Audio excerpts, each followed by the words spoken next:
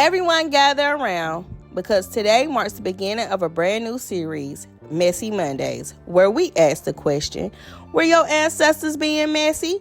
On Messy Mondays, we scour the archives, dig through old newspapers, letters, and court records to uncover the messiness, pettiness, and downright audacity of the ancestors.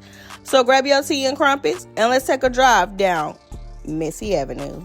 So today's Messy Monday is brought to you by no other than the infamous Interstate Teller, a Harlem-based newspaper of the late 1920s that captured Black life during the Harlem Renaissance.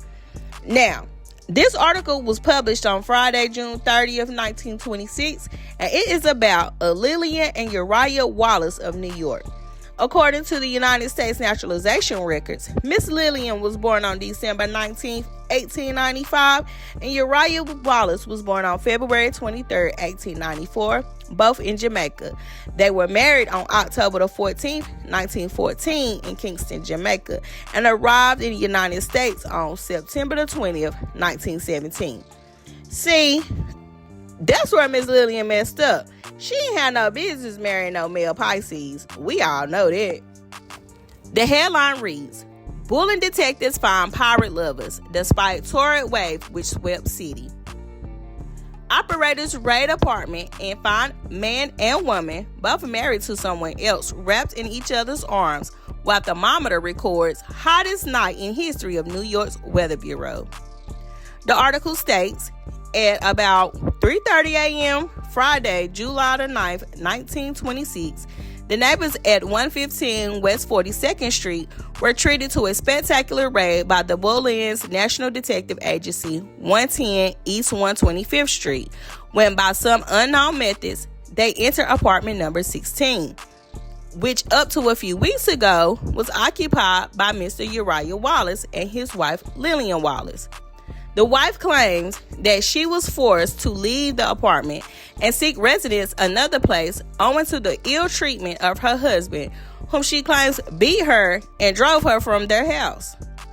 On the early morning of last Friday, Mrs. Wallace, accompanied by detectives and several witnesses, raided the flat and claimed that they found her husband, Uriah Wallace, and a woman by the name of Mrs. Pearl Douglas in bed, wrapped in each other's arms, despite the high temperature, which has been driving thousands of Harlemites to Coney Island and other cooler spots.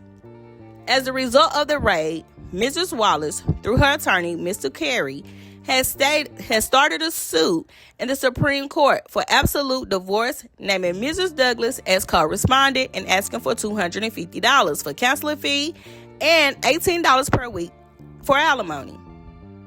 So, as to complete the job, Mrs. Wallace has also started a suit in Supreme Court for alienation of her husband's affection against Mrs. Pearl Douglas, claiming $5,000 in damages.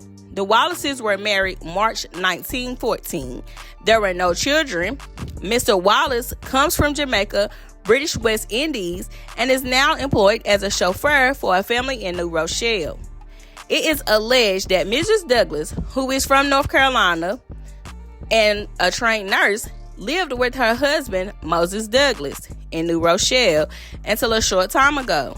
Mrs. Wallace claims that she and her husband were friends of Mr. and Mrs. Douglas when all of them worked and lived in New Rochelle.